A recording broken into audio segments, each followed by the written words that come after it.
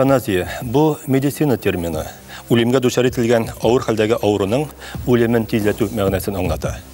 Біз Аллахтан өзіміздің қоты аурулардан, жәбір зұлымнан сақлауын сұрайбыз. Матур, бақытлы ғұмыр етіп, ансат өлем тілейбіз. Ләкин қойбіреулер еллар бойы бек ауыр халда урын үстінде ята. Алар өзләренә үлем тілей, әмма өле алмай. Нишләргә? Бұл кішіге ерден бітергеме? Кіші яшәргә хақлымы, юқмы деген сұрауға жауап беруге аның құқықы, хақы бармы? Бүгін әйбет-ғайбет студиясында әне шушындай қатлаулы сұрауға жауап іздерге тырышырбыз. Исәнмесез. Россия Федерация Советінің инициатив түркімі эвтаназия алымын рөхсәт итүче закон проектын Дума карауына тапшырырга тели. Әлеге закон проектының инициаторы Федерация Советінің социаль саясат комитеты рәисе Валентина Петренко белдерүенчә, Россиядә эвтаназияны кертү зарури гамәл. Әйдәгез, менә без студияда мини-референдум үткәрик әле. Без эвтаназиягә үзебез, менә студияда утыручылар каршымы, юкмы?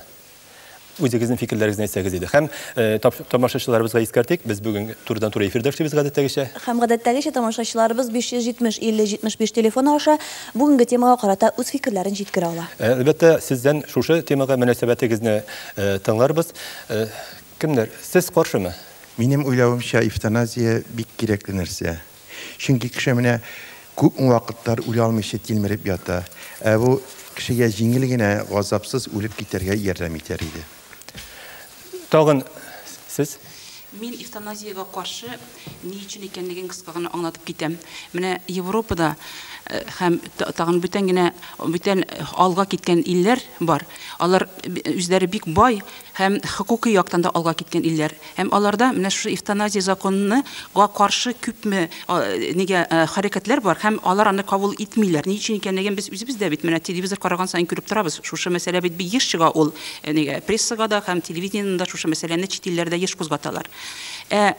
Чөнки ул искиткеч катлаулы мәсьәлә, аның бүтән якларын уйлап карасаң, анда хәл итеп булмаслык мәсьәлә ул, дөресен әйткәндә, эвтаназия.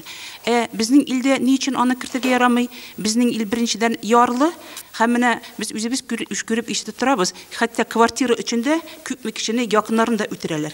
Менә бер куркыныч ягы. Икенче ягы коррупция бик каты көчле. Үзегез белеп торасыз, анысын әйтмим. Нигә сатып алырга була кирәкле кешеләрне. Өченчедән, безнең менә бу медицина өлкәсе биоэтика ягыннан да һәм медицинаны хукукый тәэмин итү ягыннан да бик нык артта калган ул илләргә караганда. Һәм алар аны менә шушының иченә әле шушы депутатлар төркеме дә шушы мәсьәләне бик яхшылап, бүтән яклап уйлый калганда, бүтән проблемаларны белә калганда, алар үзләре аңлаячаклар дип уйлыймын. Менә шушы мәсьәләне, эвтаназияны безнең илдә хәзерге вакытта бер ничектә кертергә ярамаганны. Кертергә кирәк дигән фикер юкмы тагын? Юк. Без моңа тоже каршы бу фикергә. Менә бер кешенең дәгән үзенең туганнарына яки туганнарның башына төшмичә моны бер кеше дә аңлый алмаячак. Кешегә тормыш ничек әйтәбез, Худайдан бирелгән һәм Худай аны үзе ала. Башка кешенең моңа бернинди катнашы хукукы да юк моңа кысылырга. Димәк, монда шушы законның кирәклеген ассызыклаган бердән-бер Роберт әфәнде генә, әйме? Башкалар юкмы? Аны яклаучылар. Россиядә аны легаллаштыру, миңа калса, ул берничек тә килеп чыга. Менә Европага ярә кирәкме? Европада ана цивилизацияны, кеше хукукларын бездә аны легаллаштыра башласалар, ул булай да кешене күтәрәләр. Повальный аннары нитәчәгенә. Әлбәттә, дөнья мисалына тукталсак, бик күп илләрдә, шактый гына илләрдә инде бу закон эшли кабул ителгән һәм ләкин шул ук вакытта берничә тапкыр талпынып та, берничә тапкыр тырышып карап та, менә шушы каршы килүче кешеләр сәбәпле шушы законның кабул ителмәгән очраклары байтак. Инде кабул ителгән шушы закон эшләгән илләрдә дә каршы хәрәкәт һаман да үзенең барлыгын сиздереп тора. Безнең хәбәрчебез дә Казан урамнарында эшләде һәм безнең башкалабызда хәбәрчебезгә очраган кешеләр янында кешеләр белән очрашып, табиблар белән очрашып, аларның фикерләрен бу мөнәсәбәтен белдерде. Кызыксынды. Терелүгә өмете калмаган ауру кешегә гомеренең соңгы минутына кадәр булышыргамы? Әллә инде табибларга аны үтерергә рөхсәт итәргәме? Россия Федерациясе Советы янәдән шул мәсьәләне хәл итү турында баш вата башлады. Әле 2000 елда гына бу сорауга төгәл җавап бар иде. Юк, безнең илдә моңа беркем бара алмаячак. 7 ел эчендә нәрсә үзгәрде соң? Эвтаназиянең төп җаваплылыгын үз җилкәсенә алырга тиешле табиблар фикере элеккечә. Эвтаназия сөзі бізге нешектер ширқаншық, шынки бізні қар вақыт даваларға үтірге үйретмеділер. Соңа көре біз көбірек давалау турында һәм нешек кішіге ярдәм ету турында ойлайбыз. Бүгінгі күнде ауруларын киметер үшін һәм аларның хәлләрен жеңілейту үшін медицина ярдәме бар. Әмінә біз тораштырған халық фикірі ғажапләндірі. Оларның 70% эвтаназияны қабыл ету яғында. Гәршә білгішлер жәмғият мұңа әзір түгел деп келседі. Если человек уже все там 100% как бы лежачий, то есть, как растительная жизнь, да, а зачем? Я бы за. Ну, с одной стороны, это не человечно, а с другой стороны, люди мучаются. И если человек в возрасте в большом и мучается таким, неизлечимым, в последней стадии рака, допустим, так почему бы тогда не помочь ему? Ну, азапланып, үзе де азаплана, туғаннары да азаплана бит. Қаршы түгілі. Эвтаназияға қаршы булучылар да аз түгел. Олар негізде дин канунларына таянып фикір йөртә.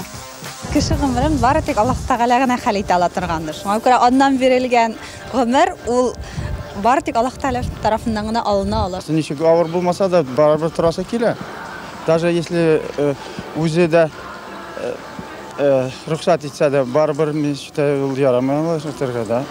Миңа калса бу эвтаназия проблемасы үлем җәзасы мораторий проблемасына бик охшаш. Шуңа күрә фикерләр бик каршылыклы. Минем фикергә килгәндә, миңа калса бу эвтаназияны үткәрергә ярамыйдыр. Кеше теләге үзгәрүчән, бигрәк тә авыруның. Табиблар мондай очраклар белән бер генә тапкыр очрашмаган. Ул үз теләге белән үләсе килеп дарулар ичеп карады. Дарулар ичте, ул кешенең мнениесе 10 минуттан ук үзгәрде, һәм ул шул 10 минуттан безнең ашыгыш ярдәм машинасын чакыртып, без аңа ярдәм күрсәттек. Ул яңадан үләсе килмәде ул кеше. Сатирик язучы Камил Каримов та кайчандыр шул юлны үткән. Кинәт кенә авырып киткәннән соң табиблар аңа 40 көн гомерен калды дигән котышкыч хәбәр җиткерә. Авыру котышкыч минем, йоклап булмый, аягыра басып булмый, билне сындырдым мин буравыйда. Гомумән әйткәндә мин кеше түгел уже. Үләс килми. Шуннан мен китаплар алып, медицинский үзем, ул китап миндә бар, менә хәзер кирәк кешегә бирә алам. Шуннан укып актара торгач, мин врачларның миңа диагноз дөрес куймаганнарын аңладым. Мин үзем диагноз куйдым. Һәм бу диагноз бик гади булып чыкты. Нидер, радикулитның бер формасы гына, люмбага. Шуннан мин үзем дәваладым кеше табып. Һәм аякка бастым. Ләкин менә шул вакытта минем врачларга миңа укол бирегез, мине үтерегез инде дигән теләгем бар иде. Эвтаназия шул вакытта закон буларак кергән булса, димәк мин уже югыйм. Эвтаназияны легализацияләү тагын бер куркыныч нәтиҗәгә, аның масса күләм таралуына китергә мөмкин дип белгечләр. Авырган кешенең бал мөлкәтенә хуҗа булырга теләүченең әлеге мөмкинлектән җиңел генә куллануы ихтимал. Тех деятелей, которые ратуют за эвтаназию, можно направить энергию на создание, например, хосписов. Хоспис тирләргә өметләре калмаган кешеләрнең соңгы сыйыны урына. Бердә урларны дәвалау өчен китермиләр, тормышның соңгы көннәрен мөмкин булганча җиңел үткәрергә ярдәм итәләр. Төп роль исә психологларга бирелә. Шуңа күрә хоспислар төзелеп килсә, бәлки эвтаназия мәсьәләсе дә юкка чыгар иде дип белгечләр. Бер кемгә һәм бер качан утыручы матдә бирмәячәкмен һәм үлемгә бару юлын күрсәтмәячәкмен. Бу Гиппократ антындагы сүзләр. Эвтаназия исә аларны юк итеп табибларны кеше үтерергә мәҗбүр итәчәк. Сәламәтлек өчен көрәшүчеләр мондый адымга бер качан да бара алмаслыгын белдерә. Однозначно нет. Лично мин үзем һәм мин уйлыйм, безнең коллективта андый кеше юк, бу эшне башкара алырдай һәм башкарырга теләүче кеше юк безнең коллективта.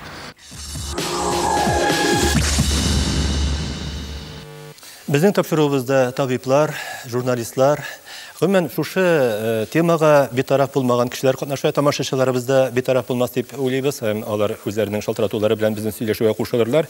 Менә табиблардан сорыйсым килә. Менә авыр хәлле, авырулар белән очрашлары туры килә бит. Аларга ярдәм итеп булмый. Инде үләчәген 1 аймы, 2 аймы, ярты елмы гомере калганында белеп торасыз. Менә алар үзләре дә беләләр бу хакта. Менә сезнең авыруларыгыз арасында миңа үләргә ярдәм итегез дип сораучылар бармы? Андый сораучылар бар, ләкин менә мин үземнең фикеремне әйтәсем килә.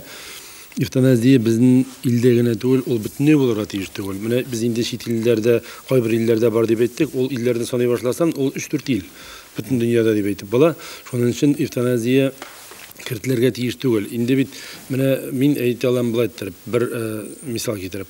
Элек урта гасырлар вакытында кешене үтерәдер палаш. Палаш башына киядер, аны битен танымасыннар дип, инде аерым бер кием киядер. Монда ул вакытта да инде белгәннәр, ул инде палаш булган кешене аннан соң инде аның белән кешеләр дә исәнмәшмәс, аралашмаслар иде. Хәзер без закон нигезендә табибларга кушмакчы булабыз. Менә кайсы табибның намысыз итә икән, шул кешене үтерергә бердән. Икенчедән, аннан соң бит ул табиб, менә шул табиб дару керткән, шул табиб үтергән дип аның сүзе чыгачак. Шуннан соң бүтән авырулар ничек ул табибка килә ала икән, менә бу элек кичә үтерде бу кешене, бүген бу мине дәвалый дип әйтергә тиеш бит инде. Шуның өчен менә без инде яшь табибларны алсак, 25 яшендә ул табиб булып эшли башласа, 60 яшькә эшләсә, ул елга бер генә кешене менә шулай итеп инде үтерсә, ул үтер дип әйтергә кирәк, дөресен әйтергә кирәк. Ул үзенең гомерендә 40-50 кешене үтерергә тиеш була. Инде менә ул табибка бүтән авырулар мөрәҗәгать итер микән, юк микән? Эвтаназия рөхсәт ителгән илләрдә бит анда табибларның катнашу кадәр турыдан-туры түгел. Анда авыру кеше өчен махсус төймәләр килгән, авыру кеше үзе тели икән, аның хукукы бар шушы төймәгә басарга. Кем бирә, кем аларга язып, аны язып бирә? Минем әйтәсемгә турыдан-туры табиб анда укол кадап аңа кертми дарулар. Без инде аны менә турыдан-туры дип әйткән булабыз, но бит ул даруларны ясыйлар фармацевтлар, ул даруны язалар, менә шундый даруны, шуның хәтле доза бирергә кирәк дип яза бит аны табиб. Безнең бүгенге көндә закон нигезендә фармацевт работниклары, эшлекләре һәм медицинада эшләгән кешеләр, алар гомер буе пенсиядә мал, отпускада мал, ул гомер буе кешегә ярдәм итәргә тиеш. Әгәр дә ул кешегә үлемнән коткарырга аны ярдәм итми икән, ул вакытта аңа инде ул җинаять булып санала. Без монда инде закон нигезендә аңа җинаять ясарга рөхсәт итәбез. Илдар Фатович, менә сезнең больницагызда бик куркыныч больница бит инде. Андагы атмосфера минем үземнең шәхсән психология яктан гынадыр инде ул. Ул туберкулезда бик авыр куркыныч әйбер. Онкологияны ишетүгә инде кеше кыелып төшә. Инде беттем дип уйлый башлый. Гәрчә бүгенге көндә медицина инде көчәеп килсә дә, күп очракларда ярдәм итәргә мөмкинлекләр булса да, барыбер да куркыныч булып кала. Һәм кеше сез бит инде өметсез очракларга ишарашасыз. Һәм сезгә менә шулай ук сөйләрләр. Ярдәм итегез, мин газапланмасам дип. Бик газаплы авырулар белән китүчеләр бар бит. Менә шул вакытта кешеләрне ничегрәк юатасыз? Беренчедән әйтәсе килә, безнең больницаны куркыныч дип әйтәләр инде. Әле безнең диспансер кебек мавыктырылган һәм дарулар белән һәм барыбер да ансы шулайдыр. Ансы бер сүзсез ул психология яктан ул диагнозны күтәреп йөрү авыр. Безнең больниц куркынычлыктан түгел, ул диагнозлыктан. Мәсәлән, беренчедән, икенчедән менә мин коллегам белән әлбәттә бер сүзсез аның сүзенә кушылам.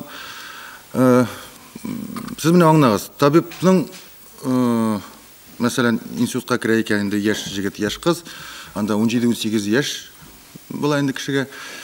Кешенең психологиясы тәвәккәлләнеп, җимриланып килгән вакытларга бит инде туры килә. Әйтәләр бит инде кешенең психологиясы шул аңа формалашкан вакыт инде. Аңа формалашкан вакыт, психологиясы формалашкан вакыт.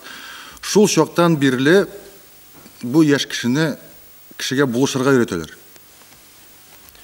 Беренче көннән башлап, анда Гиппократ медицина тарихыннан башлап, өйрәтә башлап, беренче курсларда анда әле теге иҗтимагый ниләр фәннәр керә бит инде. Шул чактан бирле кешегә булышырга өйрәтәләр яшь кешене. Ул бит ант бирә, Гиппократ анты булышырга дигән. Ант бирүгә кадәр әле бу. Ант бирү 6-нчы курсларда битергәч инде теге җыелышып безнең заманда Совет врачы антын бирә инде, хәзер инде Россия врачы табиб антын бирәләр инде. Менә шул кешене 6 ел буе ак сакаллы, тәҗрибәле профессорлар галимнәр, укытучылар, укытучы инде теге кеше ягыннан, гомумән яктан әйтгәндә укытучы дигән дейме? Әле бит табибны бит һөнәр буенча гына формалаштырылмасы бер.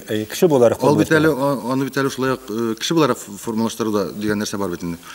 Менә шул кешене формалаштырып, укытып чыгарыгыз да сез bir 4-5 yıldan әйтегез, жугы җегет, сиңа бу эш түгел икән, менә сиңа үтер юлына басырга кирәк икән дип.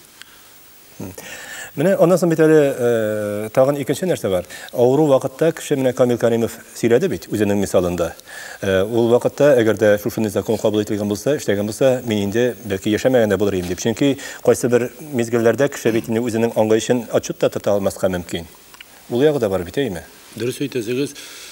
Кешенең фикере бүген бер төсле булырга мөмкин, иртәгә икенче төсле. Кайсы вакытта кешенең менә инде бик аны каты иттереп авырмаган булса да, менә башы гына авырта икән, бу башны шул хәтле авырта, кисеп кенә алар ем дип әйткән сүзләр дә була, ләкин аңа карап бит ул образлы гына әйтү.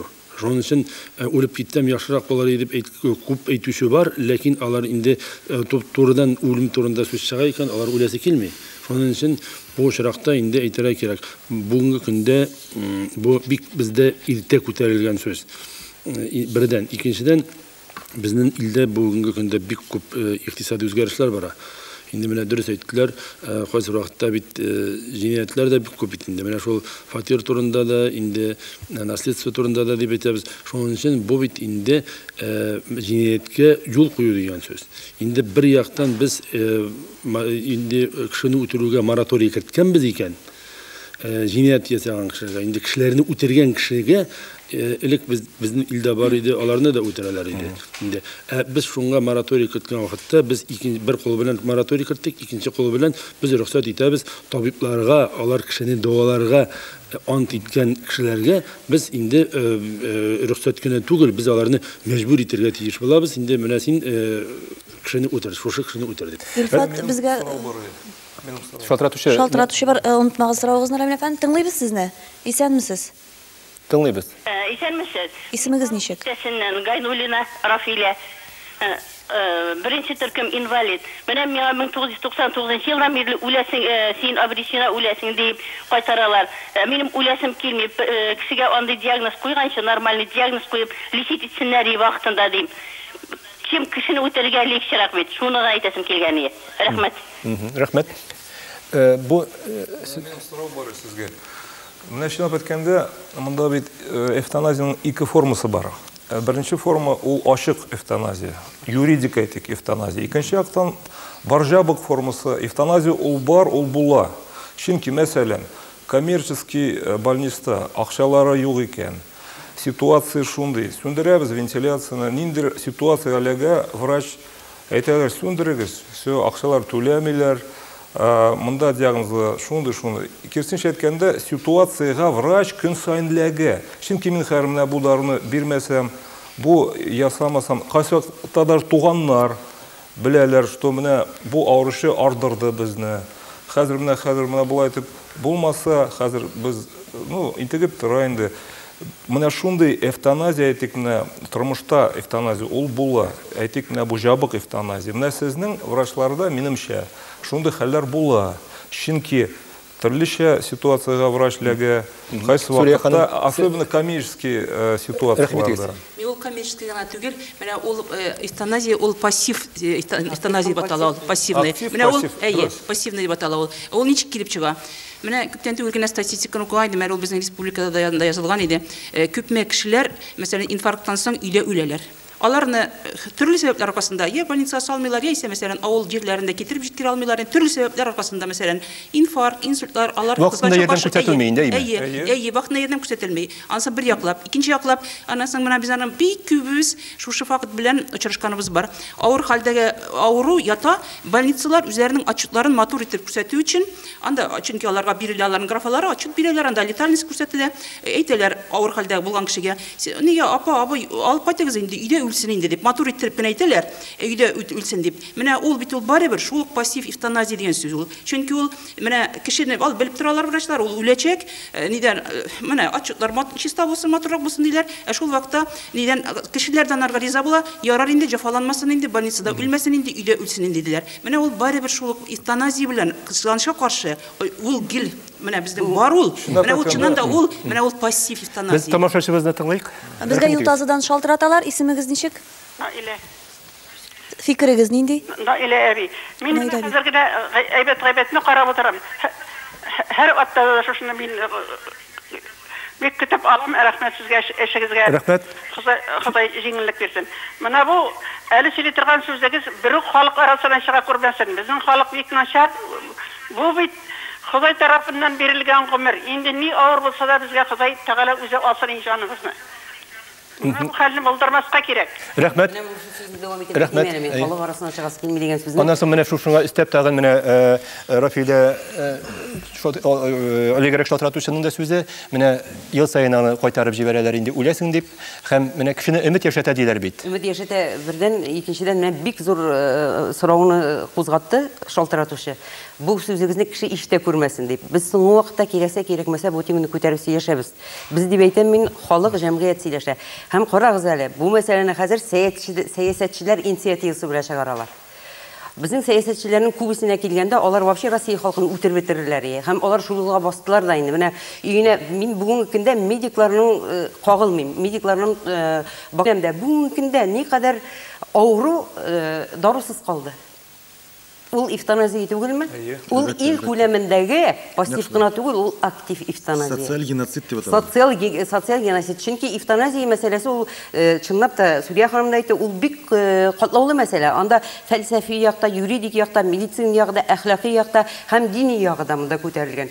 Минемчә, менә без бүгенге көндә бик күп кешеләр безнең үзләренә Аллага ышанабыз дип әйтеп йөриләр бит инде. Аллага ышанган җәмгыятьтә бу сорау торырга тиеш түгел. Ә юридик аспектына килгән вакытта безнең бүгенге көндә гражданнарның сәламәтлеген саклау турындагы законның 45-нче маддәсендә бу мәсьәлә тыелган.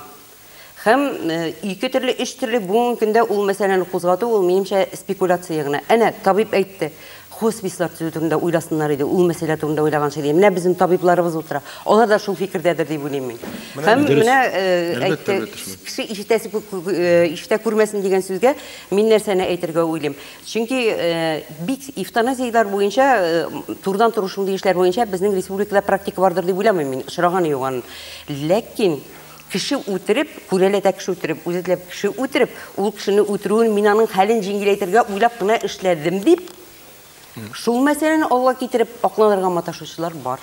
Әлбәттә, менә сөенерә кала, менә шушы закон проектын тәкъдим итүчеләр, инде бу Федерация Советындагылар, инде бу закон проекты яклау тапмады. Аллага шөкер. Әлегә яклау тапмады. Ләкин иртәгә аның булмаслыгы дип. Шуңа күрә безнең җыелып сөйләшүебез, башкаларның менә шул җыелып шул әйберләрне сөйләшүе, каршы хәрәкәтләр оештыру бу мәсьәләдә берәүгә кымыш әйтми торгандыр. Кымыш әйтми безнең Психологик яктан нәрсәдән бик күп кешеләр эвтаназия каршы түгел, нәрсәдән. Күбесе куркалар, күбесе үлемне курыкмыйлар, үлемнең авырларын, туйларын, авыртуларын куркалар. Үлем алдыннан курка. Менә бу алдыннан куркалар. Шуңа күрә менә бу үлем алдыннан ничек тә булса да юкка чыгарга телиләр.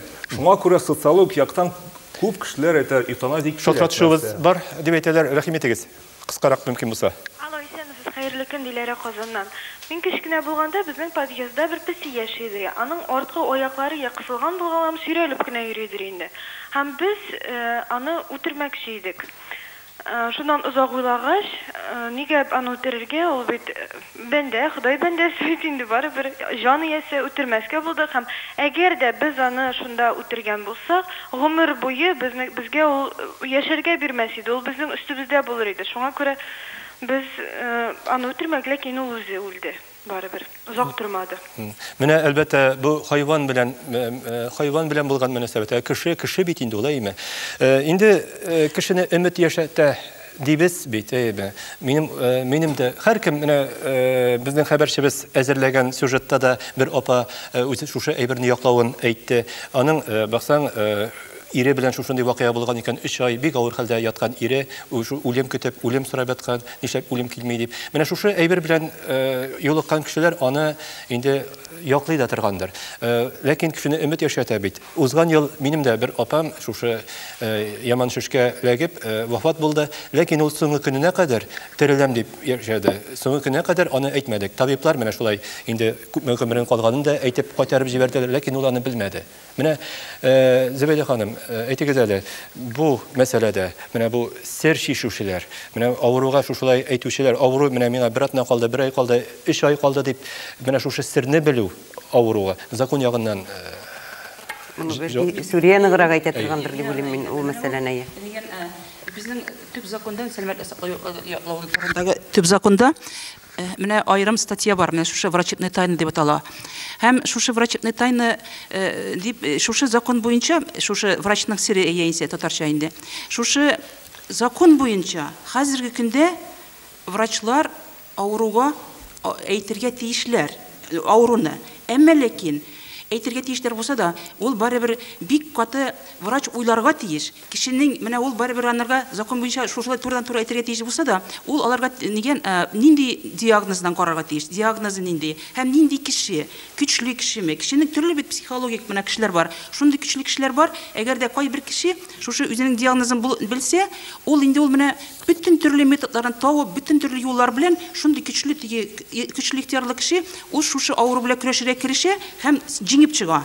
Инде шушы вакытта шундый үзенең рухы, ихтияр көче нык булмаган кеше бөтенләй сыгылып төшә дә, әле үзенең яшәргә мөмкинлеге булса да, төрле юллар белән үлем турында гына уйлый. Шуңа күрә дә менә бу очракта закон әйтергә тиеш дисә дә, врач аны бик каты уйларга тиеш. Ул аны уйларга тиеш, үзенең иң беренче анарга әйткәнчә үзенең иң якын кешеләре билгеләргә тиеш. Мәсәлән, пациент үзенең иң якын, аны представителе була, аны иреме, яисә балаларымы, алар белән сөйләшергә тиеш. Алар белән сөйләшергә тиеш. Менә ничегрәк әйтикме без моны юк дип. Теләгән сүзем шул иде, диагнозны түгел, менә аның кайчан үләсен.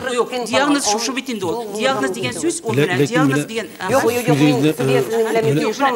Диагноз белән сиңа 40 көн калган дип әйтеп чыгару ул берүгә бер түгел. Мәсәлән, онкология. Менә дөресен әйтергә кирәк.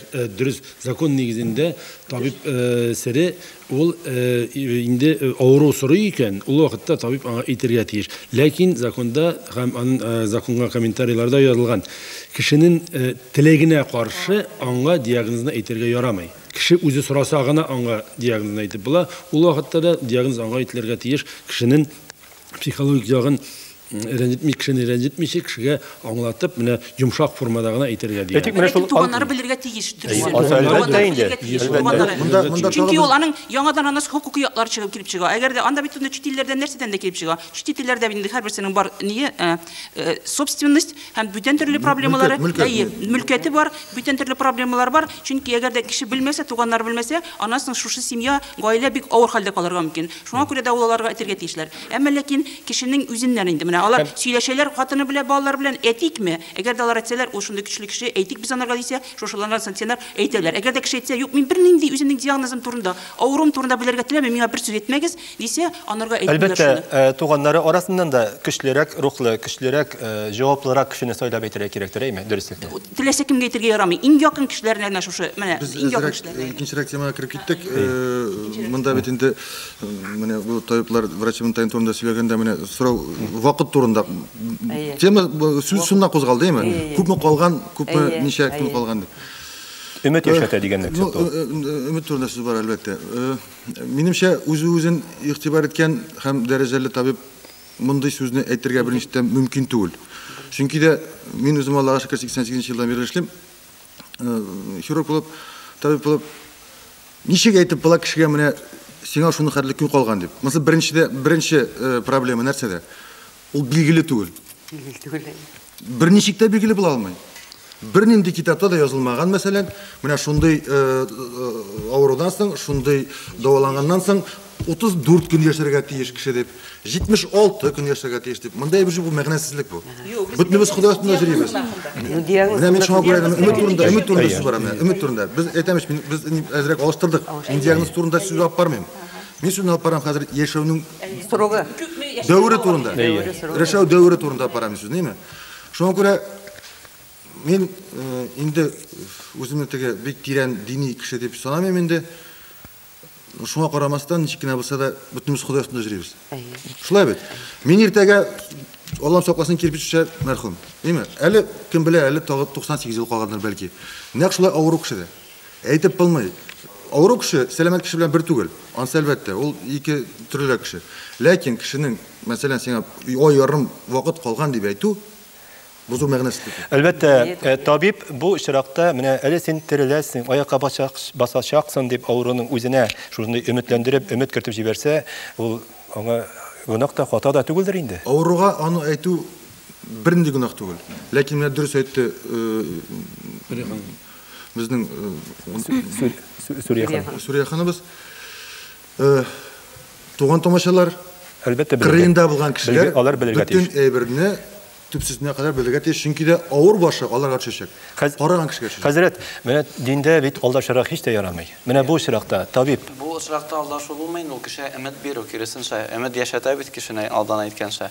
Өмет биргәч ул мин яшим икән әле дип, анда Аллаһ Тәала ярдәм бирә, шифасын бирә. Без бит алдан әйткәнчә белмибез. Аллаһ Тәала күпме гомер биргән, Аллаһ Тәала 100 ел биргәнме, 80 ел биргәнме, Аллаһ Тәала каршында. Шуңа күрә без сәбәпләрен эшләргә тиешбез һәм кешене өметләндерергә тиешбез. Теге төшенкелеккә бирмәскә, әгәр кеше төшенкелеккә китсә, киресенчә исән кеше дә үләргә мөмкин, әгәр син көннән үләсең дисәләр, куркып та сау-сәламәт булган кеше дә үләргә мөмкин. Гомумән эвтаназия мәсьәләсенә диннең мөнәсәбәте. Эвтаназия мәсьәләсенә монда алдан әйтелгәнчә ике төрле эвтаназия бар бит. Актив һәм пассив. Актив инде бу авыру кеше, менә мин тереләлмим инде, миңа теге укыл кадарсыз дип үз васиятын әйтә. Менә монысы динебездә, диндә укытылган тыелган әйбер. Чөнки гомергә без хуҗа түгел, алдан әйтелгәнчә, гомергә Аллаһ Тәала биргән икән, без файдаланабыз гына. Күпме язган Аллаһ Тәала шуны хатлы яшәргә тиеш. Көнен Аллаһ Тәала билгеләгән, ничә көн икәнен, ничә ел икәнен. Һәм менә бик авырый бит дә дип теге жәлләгән кебек тә хис итәбез, мөхтәрәм тыңлаучылар. Карасак, бәлкем бу авырулар аркасында Аллаһ Тәала ул кешенең гынахларын чистартып, бу дөньядан чистартып китеп, теге икенче дөньяга ул гынахсыз булып кайтуы мөмкин. Киресенчә аның өчен ул шатлык, бәхет булырга мөмкин. Яки ул бираздан терелергә дә мөмкин. Диагноз дөрес булмыйса, аннары шатланырга мөмкин. Ярый әле миңа укыл кадамаганнар икән дип. Һәм икенче төрле пассив дигәне ансында инде бераз катлаулырак, мәсәлән, кешенең баш мие үлде икән, йөрәге эшли, төрле аппаратуралар, төрле әйберләр тоташтырганнар. Бу кеше бәлкем 20 ел, бәлкем тагын да күбрәк яшәргә мөмкин, әмма ул үлгән, теге бары тик аппаратура аркасында гына тора, теге төрле укуллар, төрле әйберләр кагып, үзе үлгән. Мондый вакытта инде дин галимнәре әйтәләр, әгәр якыннары, туганнары белән килешкәннән соң, һәм дә инде врачлар дөрес диагноз куйганнан соң, шул вакытта бу кешене аппаратлардан тыгызкындырырга гынах түгел дә дип әйтүчеләр бар. Яки кайсы бер вакытны кеше төп-төгәл үлә, анарга кирәкмәгән теге аппаратуралар таштырып, аның теге азабын тагын да арттыру булса, андый очракта кирәкми. Бәлкем ул кешегә мөмкинчелек биргән, анарга дәваларга, укулларын кадарга, мондый яралары булса яраларын төзәтергә, әмма авыруга теге катрак җафа китерә торган лечениялар итмәскә инде. Димәк инде авыру кешегә дә һәм аны багучы, тәрбияләүче кешеләргә дә табиблардан түгел үлемне Алладан гына сорау кирәк. Аллаһ Тәаләдән сорау кирәк. Тагын шундый әйбер бар, динебездә Пәйгамбәрбез Мөхәммәд алейһиссалам әйткән, Аллаһ Тәалә авыруны яраткан дигән һәм һәрбер авыруга давасын яраткан дигән. Бары тик кешегә дәвасын эзләргә кирәк, табибларга, галимнәргә дәваны эзләргә кирәк. Әгәр без үтерә башласак, ул бик җиңел кешеләрне үтереп бетерәбез дә, галимнәргә дә эзләргә кирәкме? Врачларга да, табибларга да эзләргә. Рәхмәт итегез, тыңлыйбыз тамашачыбызны. Рәхмәт итегез. Алло. Тыңлыйбыз. Бит күп кешеләр тилмереп үлә, онкологический больной, мин үзем медработник, күрәм, вообще наркотиклар алуы бик кыен, лучше подпислар төзесеннәр, кешеләрне тилмертмәсеннәр иде. Менә бик зур рәхмәт сезгә. Менә сез алкоголизм, наркомания, ул пассив эвтаназия, но узакка бара торган эвтаназия. Менә монда безнең шылтыратучыбыз бик зур теманы кузгатып китте. Әлбәттә, эвтаназияның бит аның күп кырлы проблема бит бу. Күп кырлы проблема. Онкология авыруларына түгел. Аннан башка да авыруларыбыз безнең, мәсәлән, шулык травмалардан соң, шулык авариялардан соң. арка мие имгәнеп ятучы авыруларыбызда безнең күп. Ул онкология гына кагылмый. Әлбәттә, монда иң башта, иң беренче тема, иң беренче глобаль сорау бу авыруларны карау турында бара бит. Иң башта. Карау, аларны дәрәҗәле рәвештә тормышка яралаштыру. Ничек кенә булса да үзенә файда китереп иштә алмаса инде, үзенә файда китереп яшәрлек дәрәҗәгә китерә кирәк, шулаймы? Шуңа күрә моның проблемалары бик күп бит. Менә шушындай закон проектын тәкъдим итүчеләр, менә шушы проблемалар белән баш каттырмас өчен, аңа акча сарыф итмәс өчен. Менә рәхмәт. Менә фикернең төбе шул иде. Монда иң беренче менә шушы күп кырлы проблемаларны һәрбер үзлекларын сисеп тормыйча балта белән кисәбез дә бетте китте. Һәрбер җипнең һәрбер проблеманың шуна кадәр чыгып тормыйча ни кирәк безгә? Менә эвтаназия вәссәлам шуның белән. Кирәкми сезгә. Наркотиклар проблемасы да кирәкми. Наркомания турында сүз бармый хәзер, авыруларга кадый торган наркотикларны сүз бара, әйме? Дорулар дип әйтәм. Дәвалау наркотиклары турында сүз бара. Бернинди хоспиталлар турында проблема юк. Урта метробитлар турында да проблема юк, чөнки дә ул бит менә бер авыру үзенең кырында 10 кешене үз кырында шырнап тора. Бер авыру кеше. 10 кеше социаль яктан бу тормыштан, эштән, хезмәттән бөтенләй чыгып китмәсә дә, бер авырудан 10 кеше үрнәк алып тора инде. Үрнәк алып тормый. Үзенә бәйли. Үзенә бәйли. Аңладым. Бер авыру 10 кешене үзенә бәйләп куя. Илдар Фатович, менә Вечерняя Казань, Санкт-Петербург шәһәренең һәр районында хоспис бар дип яза, ә Мәскәүдә ул хоспислар саны 8 икән, Чебоксар шәһәрендә 2, Казанда берәү дә юк дип яза. Бу мәгълүмат дөресме? Бу мәгълүмат кызганычка каршы дөрес, ләкин сез аңлагыз, бүтән авырулар белән бәйле проблема табиблар проблемасы гына түгел. Мин гади кешеләрне мин аңлыйм. Авыру икән бу табиб, әйме? Шулай бит. Равно больной равно врач. Табиб накыл. Бу табиб проблемасы, әйме? Алдагы бу елларга кадәр булган тикшерүләрдә обачык итеп язылган, кешенең сәламәтлеге табибтан 15% кына бәйле. 15% кына бәйле. Шулай ук, менә шушы проблемаларда кызганычка каршы табиблар проблемасына түгел. Бу безнең хөкүмәтебез проблемасы, безнең җәмгыять проблемасы, безнең сәяси тормышның проблемасы. Бу иҗтимагый проблема. Тамашачыбыз шалтырата, аның кыскача фикерен тыңлабыз. Тыңласак. Соңгы тамашачыбыздыр бунсын. Башка. Тыңлыйбыз. Исәнмесез. Менә булар укол белән үтерүгә мин бик каршы. Буларда телевизордан үтерүләр бик күрсәтелә, үлем җитеп бик күп соңгы елларда. Укол белән үтергәнче шифалы дугалар бик файдалы. Дугалар кулланырга кирәк. Әнәндә абыстайда утыра. Шифалы дугалар бик ярдәм итә. Аллаһ рәхмәт итсен. Рәхмәт. Врачлар турында име?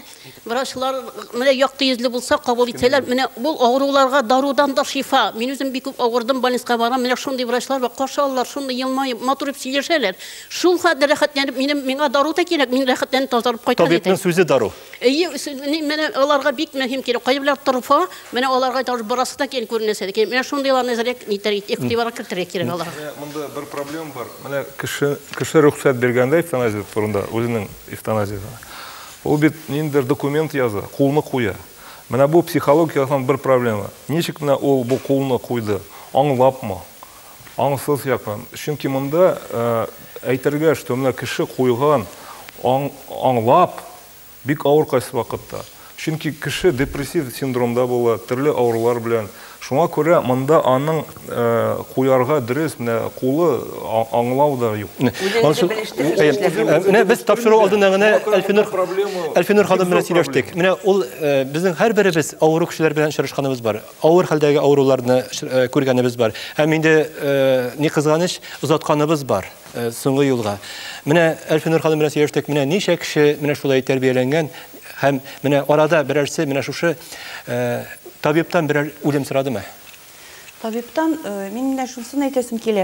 Минем менә кайнанам бик каты авырган астма белән.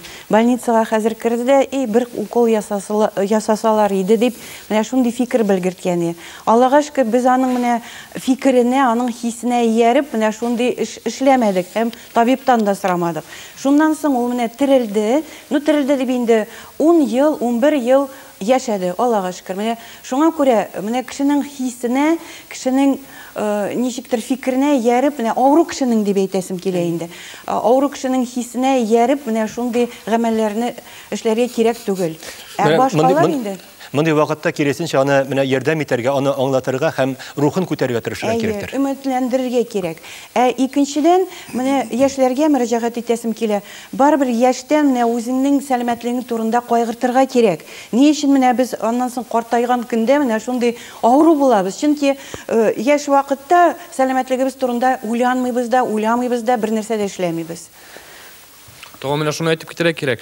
Менә табиблардан ярдәм булмый дип кайткан кешеләр, халык медицинасы ярдәмендә дәген дәваланып аякка баскан кешеләр бар. Менә шундый мисалларны күтәреп чыгып, кешенең өметен үстерергә кирәк дип саныйм. Димәк әле өметсез дип әйтергә бер кайчанда ярамый. Роберт әфәнде, безнең артистларыбыз бит инде кешенең теге күңелен күтәреп, кәефен күтәрүчеләр, күп дәрәҗәдә кешеләрнең гомерен дә озайтучылар име. Менә сез бүгенге көндә үзегез дә әйттегез әле, сез эвтаназия кирәк дип әйттегез. Ни өчен шулай дип әйтәсез? Менә минем үземнең киләчәктә иң курыккан әйбер хәерче картлык һәм узак итеп постель өстендә азапланып яту. Иң курыккан нәрсә бу минем.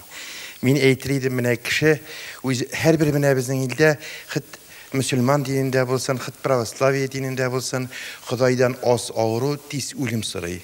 Şuna görə kişi mənə yaşayan vaxtda, özü anında vaxtda, min ölüm ol notarius aldında barıb, özünün zavişaniyasını vergə gerək. Əgər də min mənə şulay ümitsiz ağrı bulğan surətdə, mənə şunday Бұл білән тезірек ұзатуығысына Әлбәттә. Бұл закон рәвешендә була торган әйбер түгел, нотариус андый завещаниега. Бу куркынычы шәйбер. Сез бер елдан битне ничә фикерле булырга мөмкин. Инде сезнең нотариуска инде завещание алган. Һәм сезнең байлыгыгызга кызыгып торучылар да бар иде. Илфат Марсель эвтаназия яклый иде бит. Марсель үзгәрдеме фикерегез тапшыру барышында? Үзгәрмәде һәм үзгәрмәячәк тә, чөнки җәмгыять өчен бөтенләй кирәксез һәм булган файдасыз кешеләр бар. Һәм кирәк икән инде менә аның якыннары. Марсель кешенең бәясен җәмгыять файдалы яки файдасыз дип кешегә бәя кую, ул фашистлар идеологиясе. Ни өчен дә менә шу терминны эвтаназияны халык, Европа халкы да һәм безнең халыкта кабул итә алмый, авыр кабул итә. Чөнки 1938 елда Гитлер нәкъ шушы исем астында, шушы теория астында менә псих яктан авыруларны һәм авыру балаларны үтерде. Шуңа күрә дә менә сугыш беткәннән соң Нюрнбергский процесста менә шушы мәсьәләләр күтәрелеп чыктылар һәм шушыннан соң берничә ел буена Европада шушы сүз табуга әйләнде. Аны әйтергә дә ярамый иде. Рәхмәт, Сүрия ханым. Роберт әфәнде, сездән бер генә сорау әйтеп бетерә алмадым, бүлдердек. Менә сәхнәдә, кинофильмнарда ул менә тормышы, рухы сынмаган, ныклы характерлы кешеләр, алар уңай геройлар, без аларда үрнәк алырга тырышабыз. Менә сәхнәдә, әгәр дә шушы эвтаназияны сораучы сырхауны уйнасалар, ул халыкка тәэсир уятыр иде. Ул әлбәттә халыкта киресенчә отрицательный тәэсир уятыр иде. Әмма ләкин төрле кеше була бит. Менә мин мәсәлән үзем бер вакытта да үлемнән курыкмыйм. Ул инде бер килгән дөньяга барыбер бер китәсе, ләкин иң аз газаплар белән китәргә дигән максат теләктә мин. Менә шуңа күрә мин әйтәм, безгә кирәк менә бу үлемнең культурасын күтәрергә. Мин бер тапкыр китап шундый культура умирания, шундый бар направление. Илфат, без эвтаназияның сүзен турыдан-туры тәрҗемәсе яхшы җиңел үлем дип тәрҗемә ителә дип тапшыру барышында әйттек. Әмма мин эвтаназияны адәм баласының шиктән тыш хакимлеккә омтылуы дип аңлыйм үзем. Аның үлем белән дә идарә итәсе килә. Әмма шуны аңларга кирәк. Бер үлгәч кире кайтып булмый, һәм инде янәдән терелтү кеше кулында түгел. Безнең бүген башка проблемаларыбыз да медицинада җитәрлек. Әйтик, бүген телгә алынган хоспис хезмәте, ягъни үлемгә дучар ителгән хаты авыруларның өметен саклау, хәлен җиңеләтү, ярдәм күрсәтү, шулай ук медицинаның дәрәҗәсен күтәрү һәм башкалар. Кызганча каршы менә бүгенге тапшыруыбыз да Татарстан Республикасы сәламәтлек саклау министрлыгыннан вәкилләр килергә тиешләр иде. Кызганча каршы ни сәбәпледер, аннан безнең бу тапшыруда катнашырга кирәк дип санамадылар. Бик кызганыч билгеле. Инде депутатларыбыз, сәясәтчеләребез үтерү турында уйламасыннар иде. Менә кешенең ничек итеп гомерен узайту, ничек итеп җәмгыятьтә менә шушы югалган әхлакны, югалган тәртипне ничек итеп кайтару, медицинаның теге дәрәҗәсен күтәрү турында уйласалар иде. Үтерү ул бик бер дә безнең җәмгыятебезне бер шитер мактый торган дәрәҗәсен күтәрә торган әйбер түгелдер. Тапшыруда катнашканыгыз өчен, игътибарыгыз өчен сезгә тамашачыларыбыз зур рәхмәт. Инде киләсе атнада без 3 майда пәнҗешәмбе көнне 15:15 очрашырбыз дип өметләнәм. Һәм майлар белгәнегезчә май ае бит ул матбугат ае, бәйрәмнәр ае. Һәм шул уңайдан без инде бер төркем балалар белән, журналист булырга хыялланган балалар белән, студентлар белән очрашып, татар журналистикасы турында сөйләшергә җыенабыз. Исән сау булыгыз.